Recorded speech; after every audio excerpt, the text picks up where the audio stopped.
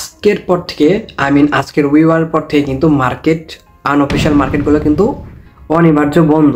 মানে এটার কিন্তু নির্দিষ্ট এখন তারিখ নেই যে কবে খুলবে। কারণ এই বর্তমান তো আপনারা শুনতেছিলেন যে আনঅফিসিয়াল ফোনগুলো নিয়ে বর্তমানে অনেক সমস্যা চলতেছে বাংলাদেশে। কারণ আমরা যতটুকু জানি যে একটা ফোন বাইরে থেকে আনার পরে যদি 57% ট্যাক্স দিয়ে আমাদেরকে ফোন রেজিস্ট্রেশন করতে হয়, তাহলে বুঝতে পারতেছেন যে আমার ফোন যদি 1 লাখ টাকা হয়ে থাকে, যদি আমি 57% ট্যাক্স দিই তাহলে আমার কত টাকা খরচ হইতেছে। মাথা কিন্তু নষ্ট হওয়ার মতো কথা। যদি আমি একটা ফোন এত টাকাতে রেজিস্ট্রেশন করি তাহলে আমার এই ফোন কিনে কোনো লাভ আছে? নো। তাহলে আমার বাটন ফোন কেনা ব্যবহার করে ভালো হবে। যেহেতু এটা সরকারি থেকে নির্দেশনা করা হয়েছে বিটিআরসি থেকে যে আপনার ফোন ও আনঅফিসিয়াল ফোন যেগুলো রয়েছে সেগুলো আপনার পুনরায় নিবন্ধন করতে হবে। কিন্তু বর্তমানে কিন্তু মানুষ কিন্তু ভুল বুঝে আন্দোলন শুরু করতেছে, অনেক কিছু করতেছে। কিন্তু এখন একটা ঠান্ডা মতো ভেবে দেখুন যে আপনার ফোন বর্তমান সময়ে আপনি ব্যবহার করতেছেন আনঅফিসিয়াল। আর অনেকদিন আগে কিন্তু এরকম নিয়ম ছিল না, কারণ মানুষ আপগ্রেড হয়, মানুষের নিয়ম কানুনও চেঞ্জ হয়ে থাকে। তো অনেক বছর আগে কিন্তু আমাদের সিম রেজিস্ট্রেশন করার জন্য কোনো প্রতিক্রিয়া ছিল না। হঠাৎ করে ডিসিশন নেওয়া হলো যে সবার সিম এনআইডি কার্ড দিয়ে রেজিস্ট্রেশন করে নিতে হবে পুনরায়। আমরা কি করলাম, সবাই কিন্তু রেজিস্ট্রেশন, ওটার জন্য কিন্তু কোনো চার্জ ছিল না বা কোনো ট্যাক্স দেওয়া হতো না। সেক্ষেত্রে কিন্তু মানুষের কোনো এটা নিয়ে মাথা ব্যথাও ছিল না, কোনো প্যারাও ছিল না। এখন যেহেতু আমি এত টাকাতে একটা ফোন কেনার পরে যদি আমাকে এত টাকা ট্যাক্স দিয়ে যদি আমাকে রেজিস্ট্রেশন করতে হয়, তাহলে তো মাথা সবারই নষ্ট হওয়াটা স্বাভাবিক। কিন্তু বিটিআরসি থেকে নতুন নির্দেশনা এসেছে যে 16 ডিসেম্বরের আগে যেগুলো ফোন সচল যারা ব্যবহার করতেছেন তারা কিন্তু এই ফোনগুলো তাদেরকে রেজিস্ট্রেশন করতে হবে না। অটোমেটিকলি বিটিআরসির মাধ্যমে যার সিম তার নামে রেজিস্ট্রেশন করে নেওয়া হবে।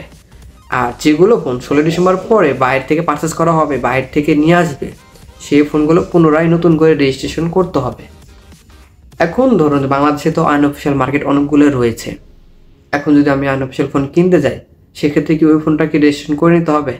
না, ওগুলো ফোন আপনাকে রেজিস্ট্রেশন করে নিতে হবে না, কারণ ওটা বাংলাদেশে যেহেতু ঢুকে গেছে সেক্ষেত্রে ওই ফোনগুলো সচল থাকবে।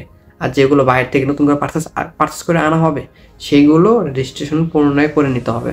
এখন আপনার একটা বন্ধু বা ভাই বা আপনার বাবা, আত্মীয় স্বজন যেগুলো কেউ থাক, বাইরে থেকে একটা ফোন গিফট করে পাঠিয়ে দিল, সেই ফোনটা কিন্তু আপনাকে অবশ্যই রেজিস্ট্রেশন করে নিতে হবে। এটার জন্য কত পার্সেন্ট ট্যাক্স দিতে হবে বা কী করতে হবে, এটা আই ডোন্ট নো, সঠিক তথ্য বিটিআরসি থেকে এখন পর্যন্ত দেওয়া হয়নি। কিন্তু বিটিআরসি থেকে এটা কনফার্ম যে যেগুলো ফোন সচল রয়েছে আনঅফিসিয়াল, সেটা অটোমেটিকলি রেজিস্ট্রেশন হয়ে যাবে। এটা নিয়ে কোনো কারো মাথা ব্যথা নেই। কিন্তু এখন ধরুন যে আপনি ভাবতেছেন 16 ডিসেম্বরের পর আপনি একটা আনঅফিসিয়াল মার্কেটে ফোন কিনবেন, সেক্ষেত্রে কিন্তু আপনার কোনো ঝামেলা পড়তে হবে না, কারণ ওগুলা কিন্তু অটোমেটিকলি রেজিস্ট্রেশন করে দেওয়া হবে। কিন্তু বললাম তো, যদি বাইরে থেকে কোনো ফোন আনা হয় 16 ডিসেম্বরের পরে, তাহলে কিন্তু আপনার ওই ফোনটা কিন্তু রেজিস্ট্রেশন করতে হবে। সো বিটিআরসি থেকে এই নির্দেশনাটাই রয়েছে, যেটা আমি আপনাদেরকে প্রপারলিভাবে ক্লিয়ারলি বুঝিয়ে দিলাম। এবং যদি কারোর বুঝতে অসুবিধা থেকে থাকে, আপনারা গুগলে গিয়ে সার্চ করে লিখবেন বিটিআরসি টেলিযোগাযোগ এবং আনঅফিসিয়াল ফোন ব্লক, এগুলো লিখে সার্চ করলে আপনি বিভিন্ন ধরনের সংবাদ, কিন্তু তবে বিটিআরসি থেকে যেটা নির্দেশনা দেওয়া হয়েছে সেটা আপনি এআই এর মাধ্যমে ওটা আপনি শুনতে পারবেন। এবং আপনি সার্চ করতে পারবেন জেমিনি অ্যাপসে গিয়ে, আপনি সরাসরি লাইভ তার সাথে কথা বলে নিতে পারবেন যে বিটিআরসি থেকে কী কী নির্দেশনা দেওয়া হয়েছে। এটা একটা বর্তমান সময়ের সুবিধা আছে, জেমিনির মাধ্যমে আমরা বাংলাদেশের বিভিন্ন ধরনের তথ্য আমরা সংগ্রহ করতে পারি। সো আজকে এই ছিল ছোট্ট একটা ভিডিওটি কেমন লাগলো অবশ্যই কমেন্ট করে জানাবেন। এবং যারা নতুন বাইরে ফোন আনার চিন্তা ভাবনা করতেছেন তারা একটু কমেন্ট বক্সে লিখে যাবেন ছোট্ট করে। আর ভিডিওটি ভালো লাগলে লাইক করবেন, বন্ধুদের মাঝে শেয়ার করবেন। সো দেখা হবে নেক্সট কোনো ভিডিওতে নতুন কোনো স্মার্টফোন রিভিউ নিয়ে এবং কোনো টেক রিভিউ নিয়ে। সো আল্লাহ হাফেজ।